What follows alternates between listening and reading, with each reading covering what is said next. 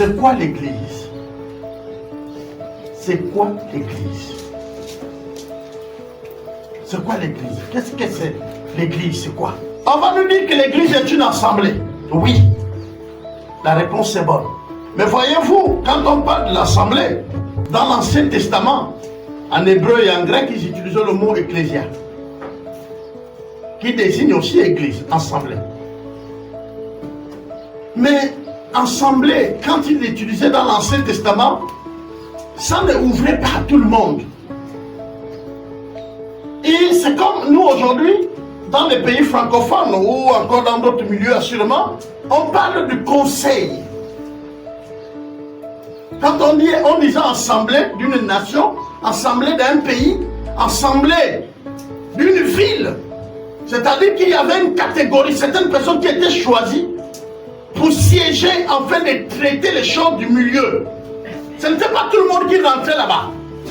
Comme on va parler de l'Assemblée nationale de notre pays, vous comprenez?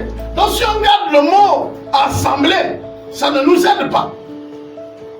C'est vrai, à certains niveaux, on comprend que c'est l'assemblée de ceux qui sont nés de nouveau. Là, on commence à se rapprocher de ce que nous sommes. C'est-à-dire cette assemblée-là n'est pas seulement l'assemblée simplement comme on dit ecclésia. Mais c'était l'assemblée de ceux qui devaient traiter. Et en Israël, dans l'Ancien Testament, le nom va rester comme il est. Mais c'est dans le Nouveau Testament que le Seigneur Jésus-Christ va donner une signification claire avec les noms précis. L'appellation d'église ne vient pas d'un être humain ordinaire. L'appellation de l'église nous est attribuée par Christ. Elle est plus grande qu'assemblée. Par exemple, nous avons le livre de Actes 7, le verset 38. C'est lui qui, lors de l'assemblée au désert, étant avec l'ange, qui lui parlait sur la montagne de Sinaï, et avec nos pères, reçut des oracles vivants pour nous les donner. Amen, amen. On parle de l'assemblée avec nos pères, ok? Mais on dit sur le mont de Sinaï là, lui là, qui siégeait avec les anges là, il nous donne de véritables significations. Donc, on comprend que l'église est divine. Et l'église est l'œuvre de Dieu sur la terre. Mais c'est quoi l'église? Il vous est déjà arrivé de lire ce passage biblique. Mais ce passage biblique nous parle de la fondation de l'église. C'est là que Christ va parler de manière très claire, sans que les mots ne soient contournés de l'église. Il ne parle pas ici de l'assemblée seulement, il parle d'église. Quand vous allez lire tout l'Ancien Testament, on ne parle pas d'église. Le nom église ne rentre pas. Mais là, il fait donc une déclaration à ses serviteurs qui étaient là. Et là, dans sa déclaration, il dit de manière très claire, Jésus le fait dans le territoire de César, de Philippe.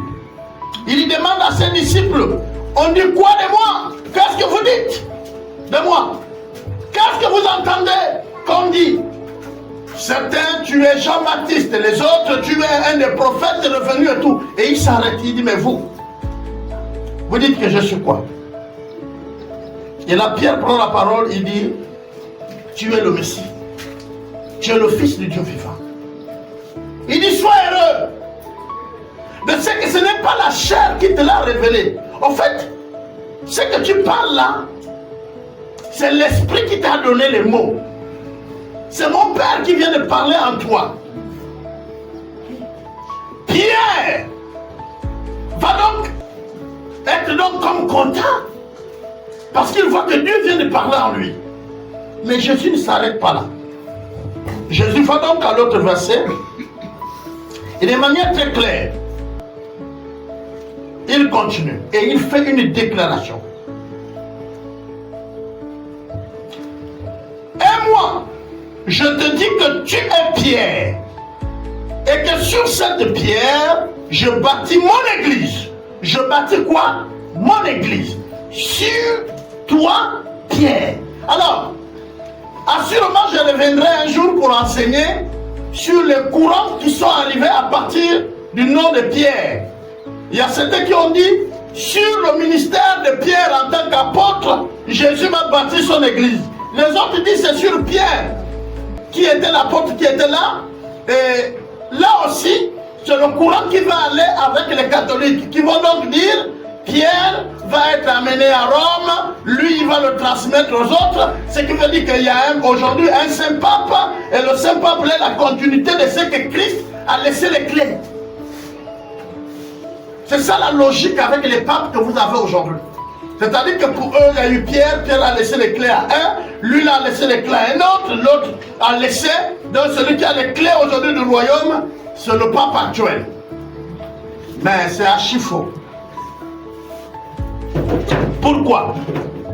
Je disais que je reviendrai pour expliquer un peu ce courant, parce que vous laissez sans expliquer tous ces courants, ça ne serait pas vous aider.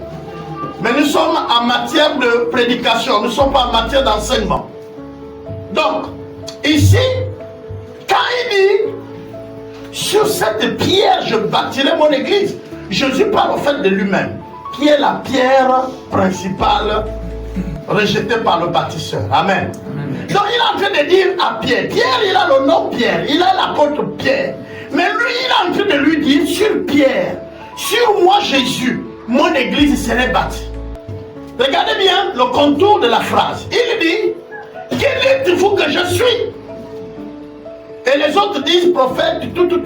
Après, Pierre dit, tu es le Fils de Dieu. Et quand Jésus reprend la parole, il dit, ça c'est mon Père qui vient de te révéler. Sur cette pierre, je bâtirai mon église. Si vous êtes attentif, vous allez voir qu'il y a l'échange de beaucoup de personnes. Dans l'intervention de Pierre, on voit le Père. Waouh! Je vais lire doucement pour que vous compreniez avec moi.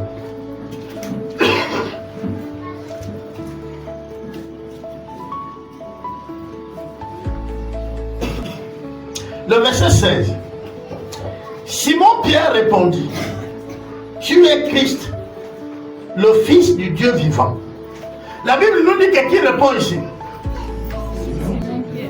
La Bible nous dit que c'est Simon.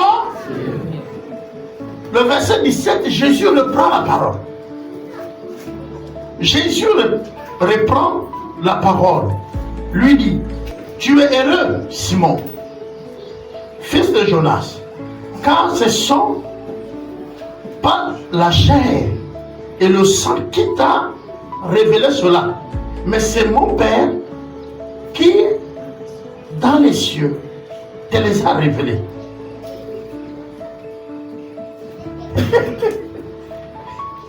Simon parle. Il dit, tu es le Fils de Dieu. Dieu lui-même lui dit, oui. Mais tu vois, ce que tu viens de dire là est une révélation. Or, ce qui est révélation, l'auteur n'est pas celui qui la donne. L'auteur n'est pas celui qui parle. L'auteur est celui qui a envoyé la révélation. Je ne sais pas si vous comprenez. Donc, Pierre va donc être le canal, c'est-à-dire la bonne réception de la pensée de Dieu, qui va utiliser les paroles de Pierre. Pierre ici vient répondre à la question de Jésus. Mais en réalité, c'est le Père qui révèle aux disciples qui est le Fils. Je ne sais pas si on se comprend. Je vais aller doucement. Le Fils est en train de parler avec ses disciples. Il y a un qui a les bonnes dispositions. Il entend son fort intérieur, c'est-à-dire son esprit, en contact avec l'esprit du Père, va recevoir la révélation de qui est celui qui parle avec eux. Et donc le Père lui dit, celui qui est en train de parler avec vous, c'est mon Fils. Est-ce que vous comprenez? Et quand maintenant on pose la question, mais vous dites que je suis quoi? Tout le monde veut donner des réponses. Pierre aussi, il écoute au plus fond de son intérieur. Il arrive à être connecté avec le Père. Donc, ce qu'il va donner ici, c'est une révélation. Il dit donc au Fils que tu es le Fils de Dieu. En ce moment, qui parle? C'est Dieu qui parle au travers de qui? De Pierre. Ok, mais regardez maintenant ce qui se passe. Jésus prend la parole et il dit, sur cette pierre, je bâtis mon église. Est-ce que vous voyez bien? Amen. Qui parle? Qui parle? Ce n'est plus Jésus, c'est le Père. Le Père, en Jésus, va donc répondre aux disciples pour dire, c'est sur la révélation que tu viens de parler là, la personne que tu viens de dire le nom là, sur cette pierre là, moi, je vais bâtir mon église. La déclaration de Jésus, celle de bâtir son église, et dans ce principe de verset, elle est fondamentale. Et très souvent, quand on ne regarde pas entre les lignes, on dit non, c'est Pierre. Il a donné à Pierre les clés. Il a dit à Pierre que c'est maintenant toi qui continues. Non, il l'a fait à tous les disciples.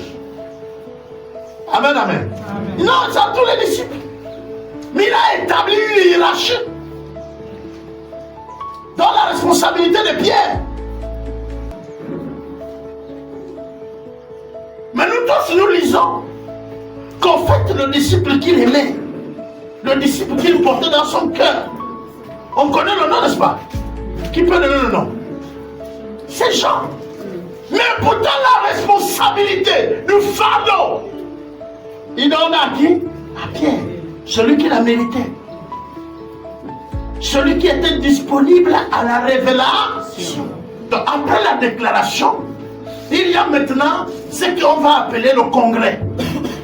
Et le congrès, c'est ce jour à Jérusalem, le jour de la Pentecôte, le jour où les disciples s'étaient retrouvés ensemble et priaient. Mais ce jour de la Pentecôte, le Saint-Esprit va venir sceller et envoyer tout le monde maintenant aller recruter pour le royaume. Alléluia. Aller faire des inscriptions. Il a dit, attendez, ne faites rien. Quand l'Esprit va arriver, l'Esprit va vous qualifier. Ici, il fait une déclaration de l'existence de l'Église. Il dit, l'Église est née. Un nouveau parti est né. C'est l'Église. Et rassurez-vous, les ténèbres ne pourront rien contre ce qui vient d'être fait.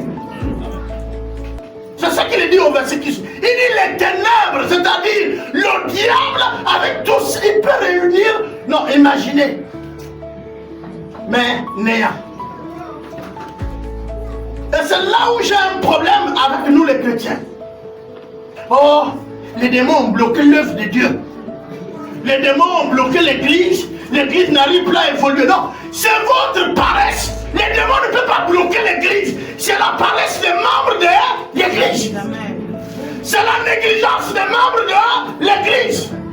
C'est pas les démons. Il dit, les démons, le monde de l'enfer ne provoquera rien contre mon église. Parce que l'église, c'est Christ. L'église, c'est Christ. Devant l'église, le démon fléchit. Permettez-moi d'ouvrir une parenthèse sur ce qu'on entend l'église pour aider tout le monde. En fait, sur le monde humain, il y a deux formes d'église. Il y a l'église visible et il y a l'église invisible. L'église visible, elle est composée de nous tous, les faux et les vrais. Dans l'église visible, on trouve même les sorciers qui ne veulent pas changer, les sorcières qui ne veulent pas changer, les rosicruciens, les formations. On nous trouve tous. Il y a les crabes et les poissons dans le même filet. Alléluia. Mais le pécheur, il trie. Il connaît quel péché il est venu faire, vous comprenez? Donc il trie. Lui, s'il est venu pour pêcher son poisson, il sort le poisson du filet et il rejette les étoiles des mers et tout. Il les rend à la mer. Ça, c'est l'église invisible. Cette église invisible n'est pas en réalité observée par une congrégation. Elle ne porte pas le nom EDC. Elle ne porte pas le nom Bethanie. Elle ne porte pas le nom Nazareth. Elle ne porte pas le nom de rachetés. Elle ne porte pas le nom des élus. Elle ne porte aucun nom. Le seul nom qu'elle a, c'est l'église. où elle est. Elle n'est pas arrêtée dans le temps. Elle n'est pas arrêtée dans les limites des frontières. Elle est le peuple de Dieu dans toute la surface de la terre. Elle n'a ni sexe, elle n'a ni race, elle n'a ni langue, elle n'a ni peau, elle n'a ni frontière. C'est ça l'église de Dieu, l'église invisible. Bien-aimés, je vous exhorte ce matin à être membre de cette église. Mais l'église visible, oh, l'église visible c'est nous. Elle a les congrégations, elle a les noms, elle a les divisions, elle porte les rancunes. Il y a des gens qu'on ne se parle pas. Les églises là ne peuvent pas avoir les réunions avec les autres. L'église là ne peut pas se mélanger parce qu'on sait que les autres là ils invoquent X, c'est pas nous. L'église là a les parties, elle a les frontières, elle a la peau. On dit les races, elle a les groupes ethniques. Voilà l'église visible. Mais Christ n'est pas venu bâtir l'église visible. Il est venu bâtir l'église invisible et visible. Waouh! Ah. Vous ne pouvez pas parler de l'église invisible si elle n'est pas visible. Donc dans l'église visible, il y a l'église invisible. Dans l'église visible, il y a l'église invisible. Et c'est cette église invisible qu'on ne pourra jamais détruire. Mais on peut fermer une paroisse. Les gens peuvent changer des églises, comme on l'appelle. Elle n'est pas constituée de mouvements extérieurs, l'église. Oh, tellement mal regardé, tel a parlé de moi, je suis frustré. Non, elle consiste ici à ta relation avec Dieu. Amen. Qui te connecte aux autres qui sont sur toute la planète de la terre. C'est-à-dire que ton don même te définit dans le corps. Je vais expliquer. Le don que tu as dit la partie que tu occupes dans le corps universel. Si tu n'as pas un don et que tu ne l'exerces pas dans une église locale, tu n'as pas une place dans l'église. Permettez-moi d'aller toucher un point. Aujourd'hui, nous voyons le phénomène des ministères. Je ne vais pas rentrer dans le débat. Peut-être qu'un jour, il me serait permis d'expliquer. Le ministère, c'est quoi? C'est quand un don est mis au service de l'église. C'est-à-dire que vous prenez un don, vous l'utilisez à l'église, ça s'appelle ministère. Si tu allais ouvrir ton ministère, c'est-à-dire ton don là, tu as fait de ça quelque chose hors dehors là-bas. Frère, je comprends pourquoi ça t'appelle ministère Boniface. Je comprends pourquoi ça s'appelle ministère Albert. Pourquoi? Parce que c'est pas l'église. L'église a un seul chef, on ne change pas le nom, c'est Christ. Amen, amen. Donc quand tu dis église, tu sais que tu as un chef. C'est-à-dire même un apôtre, un pasteur, peu importe, diacre, qui que ce soit. Quand il se reconnaît de l'église, il sait qu'il a un chef. Et donc il contrôle sa manière de gérer le peuple de Dieu. Il contrôle sa manière de gérer l'argent. Il contrôle. Pourquoi? Mais parce qu'il a un chef et il sait qu'il doit rendre compte. Si on vous demande de faire un travail, vous savez qu'on vous demanderait les comptes. Et bien si tu gères une église, ne l'oublie jamais, tu auras les comptes à rendre. Mais si vous voyez ceux-là qui ont leur ministère, c'est leur ministère. Ils peuvent se permettre tout parce qu'ils n'ont pas de comptes à rendre. Pas même à Christ. Et Christ ne leur demandera pas de compte pour leur ministère parce que ça n'a jamais été l'église. C'est leur ministère. Tant pis pour vous qui êtes dans les ministères. Vous êtes dans un ministère. C'est un choix que vous avez fait. Mais Christ ne demandera pas de compte pour les ministères. Vous ne pouvez pas me donner un verset biblique qui dit que Christ a fondé les ministères. Non. Il a donné les dons. Et c'est quand le don est utilisé dans l'église qu'on dit ministère de louange, de la délivrance. Ministère. Est-ce que vous comprenez? Quand tu enlèves ministère, c'est ce que tu fais. Là où tu exerces, c'est ce que tu exerces. Et quelqu'un peut te poser la question, frère, comment va le ministère? Tu lui dis bien. Pourquoi? Tu ne nous réponds pas. Ce n'est pas l'église que tu nous réponds. Il te demande comment va ton don. Comment tu exerces ton don. Comment tu utilises ton don. Est-ce que tu es actif dans ton église? Tu lui réponds oui. Christ, c'est l'église qu'il a laissée. Et il a donné pour chef lui-même. Et il a dit l'enfer ne peut rien contre l'église. Et il va plus loin. Il dit à l'église que ce que vous allez lier sur la terre serait lié où? Et ce que vous allez délier sur la terre serait délié où? J'ai dit, il a laissé ça à l'église. Non, je n'ai pas dit qu'il a laissé ça ailleurs. J'ai dit à l'église.